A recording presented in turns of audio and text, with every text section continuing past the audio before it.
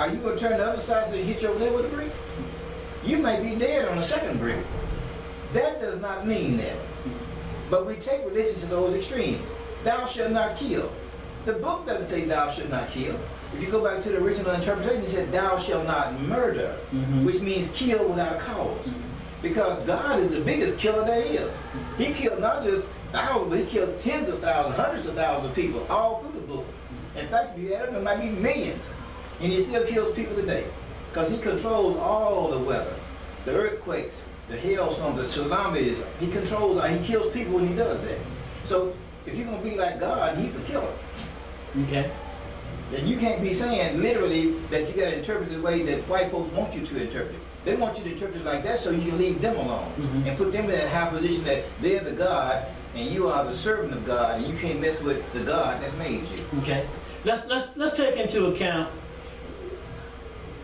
this written material about or by some guy called Willie Lynch. Let's take into account this video. There's a video out, and the title of that video, it's been out for a while now, since 2007. A War for Your Soul. And it depicts the way in which the authors,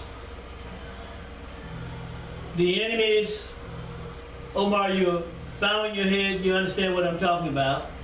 How the older guy from some space out in the clouds somewhere with this particular kind of voice, and you know how we've been programmed to receive God's voice as some kind of, and behold, my son, you know, some kind of insanity like that. And this is the way the voice sounds on this video. A war for your soul. But more than that, it is a war for the mind of the young African American. When you look at this video, and he goes into, Omar, you've seen it. Yes. You know what I'm talking about. Yes. Omar, will you break it down for us? You know, what he's saying in the video is that through the TV, through other media, these people who control the media are going after our children. And they're going after our children in such a way that they make the child destructive to his community and destructive to himself. According to the New York Times, there have been over 1,000 researches on the media and the destructive videos and the destructive movies that they show that the children can look at. And over 1,000, only 18 said it was okay to watch them. Nearly 1,000 said it was harming to the children. But the Congress of this country still allow that mess to be put into the airwaves. And that's doing nothing but causing our children to be self-destructive and be community destructive. And as a result, they end up in prison because they don't know. They think it's normal. And when they think it's normal, they act it out. They have to have some image somewhere of what they do in life. And if you don't have a father there to show them the right way, then the video becomes the father. And black people watch more TV than any ethnic group in America. They watch almost 50% more than white people watch. And most of what they watch is self-destruction. And are we saying that elements like this are elements that inhibit our thinking and our inability to be productive and build wealth? Is that what we're saying? And are we saying that these elements must be examined, they must be broken down? And Omar, is it true that many of these entertainers and athletes, some of them have no idea about what consciousness is, what is the ethnic reality of a people? Is that what we're saying, Omar? And then you, Jeffrey, and then some more questions. We've got good time. We've got 16 minutes. Let's rock and roll. You know, I think it's hard to find one that does not know the destructive force of his media presentation. It's hard to find one. Paula Zahn on CNN News was interviewing a rapper who had been a gangster rapper at one time. And she was asking him, why did he change from gangster rap to conscious rap? He said that when he had conscious rap, that he couldn't get a contract. All the companies he went to, Capitol Records and all the different record companies he went to, wouldn't give him a deal. And one of them suggested if you go into gangster rap, then come back and we'll look at it. He went into gangster rap, made several $1 million, and then he felt bad that, hey, I'm leading children in the wrong direction. So he came back out of it and went back into conscious rap. He told her, I don't care if I don't make another nickel. He said, I'm not doing that anymore. I think they know what they're doing, but they don't care about what they're doing. It's merchandise. Right. Lonnie, who's running these productions? Who's owning and controlling these operations that insist on the entertainers and the rappers, etc., putting out this kind of, let's call it garbage? Who is that? Who is that? Real quick, I want to go to Jeffrey and back to Omar. Real quick. I want to say, you know, it's hard to say if it's these advertising companies, because, you know, they get a percentage of marketing, you know, if they know that black is the #1 consumer, if we want to market to them, whether it's some Jordan, whether it's a Sprite, whether it's a alcohol bottle, you know, we can use this music, and we can also use the influence of if this guy's coming to your local neighborhood, and all of a sudden now he's getting the publicity of being a superstar, and he can get all this attraction to come to your city or whatever, and now the neighborhood is looking up to this guy as he got power or whatever, and now these marketers are looking, hey, if he can have a crowd of followers to you know, follow him to do this, let's give him an incentive to maybe market for us, and bam, we got his followers too. Okay, got it. You're talking about role models. Mm-hmm. I heard them mention role models, Jeffrey. What effect? How should role models carry themselves? Well, definitely not like what they portray us on TV. If you're looking at an image or a character on TV of an African American male here in 2015, that's probably not going to be somebody you want to consider your role model or your son's role model, because they use those images to do the exact opposite. Okay. You said images. This video goes partially like this. And yes, and behold, if you give them the big chains around their neck. And he brings the video all the way forward to Barack Obama, the President of the United States, and demonstrates how they will never be productive, including Barack Obama, because we will defy everything that he says and does. And so we are saying these culprits. Who are we saying these culprits are, Jeffrey, and then you, Omar? Who are these culprits? We talking about the media. We'll just talk about it. We'll talk about the racist white supremacists. We're talking about those people who have investments in international banking. We're talking about people who call themselves Jews. They all run the media. They run TV and radio too. Mm-hmm. And also what's on your New York Times or major magazines or newspapers. Mm-hmm. Same group of people. Omar, if we are to build wealth in a shape, form, or manner, are we going to have to exercise some discipline? In other words, do without some things? And aren't we here on this Love Power Show going to have to continue to pound away at the problem in order to get to the solution? And let me add to that, if you don't mind. Is it time for African Americans, people of African descent, who you just spoke of, time to start, and this was an idea that Talud put on the table. We have become non-productive. We're, like Lonnie said, not producing anything. So is it time to start making things at home, in the garage, in the kitchen, and selling them? Is it time to start trading among ourselves and buying and selling? Is it time to educate the people in terms of the way we must move forward and how we are going to become productive and acquire wealth by trading among one another? You know, this is something that's critical for us to do. Right now, we program our children to look for jobs, get you a good job resume. We don't program our children to go into business and be producers. We don't do that. But Jewish people do that. And we've got to do that too, so that if I have a company, then my son doesn't have to take an exam to be the vice president of my company because it's my company.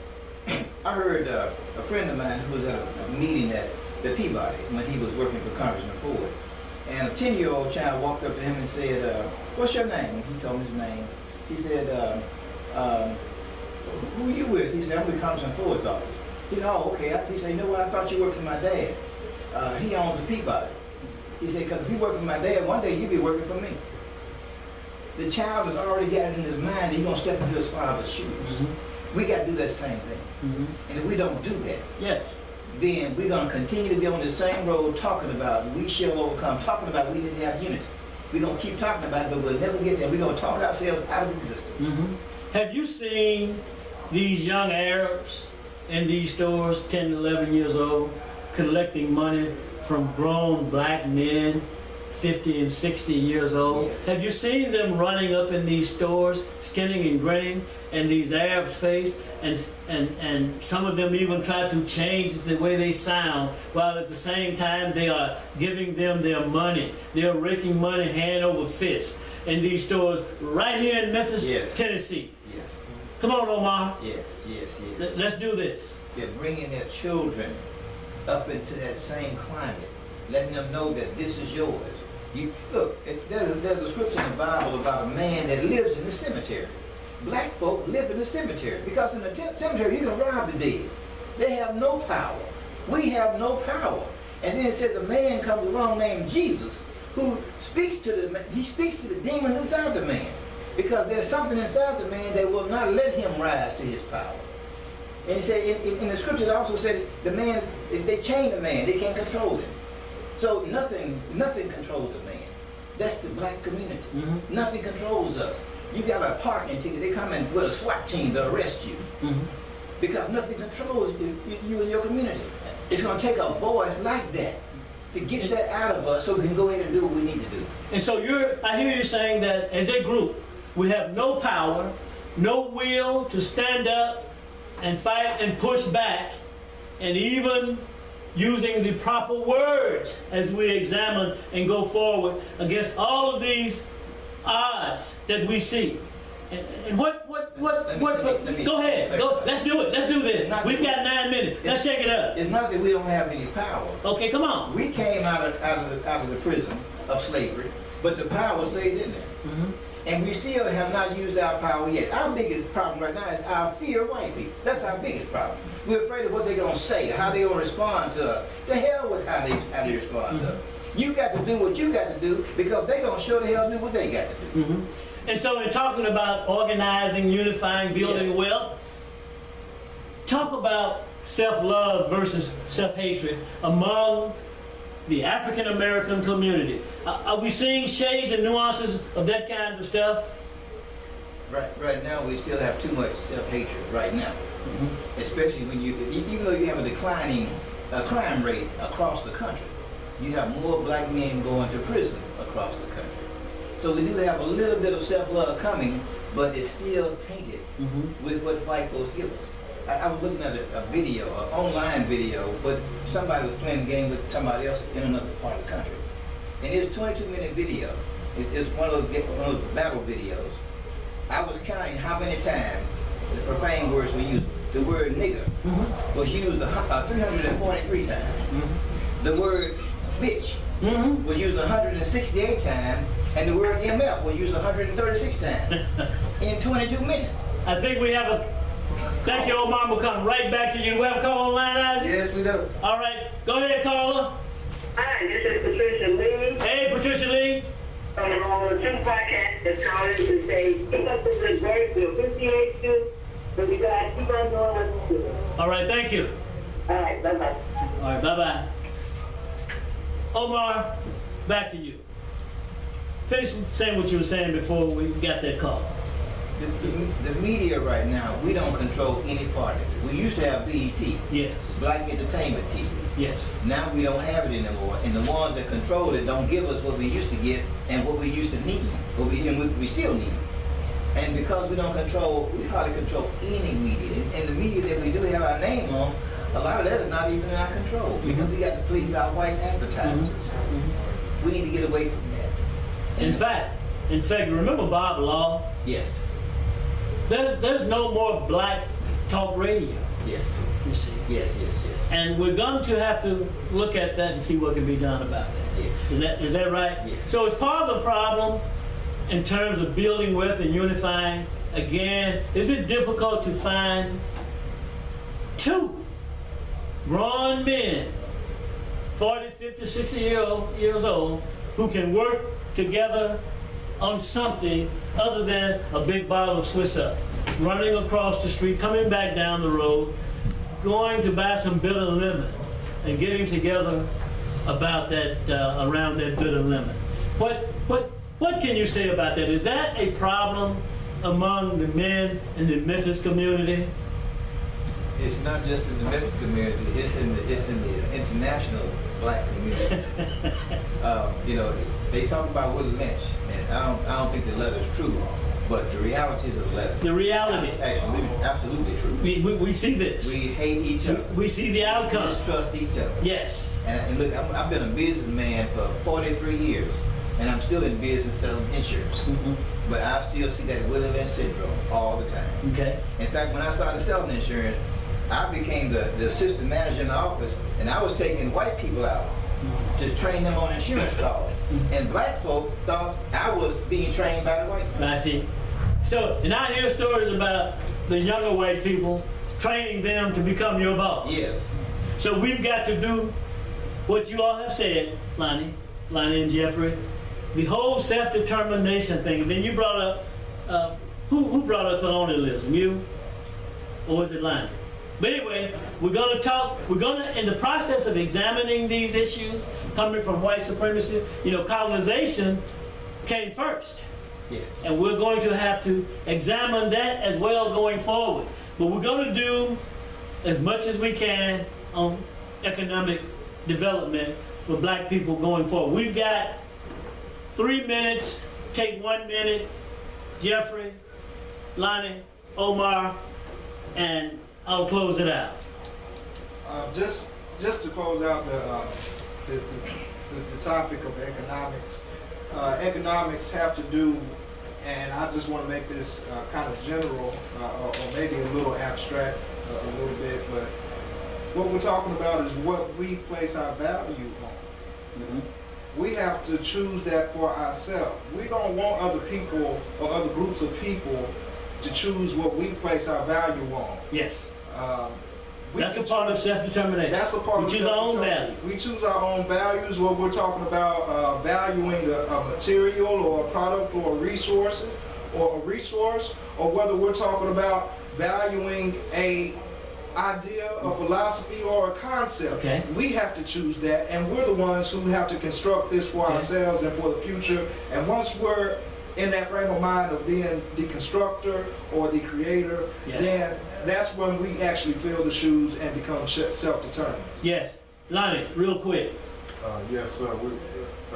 This black economic structure that we're pushing for, we're going to have to support other brothers that are pushing for the same agenda. We have a brother, Umar Johnson. Yes. And as we know, he's trying to push for a school for our young black boys, and for them to get this discipline and uncondition them the way that our society have conditioned us. So we need to push movements like that for the agenda of our black boys, so they can regain their power, and eventually our family structure will be back to where it needs to be, and military, you know.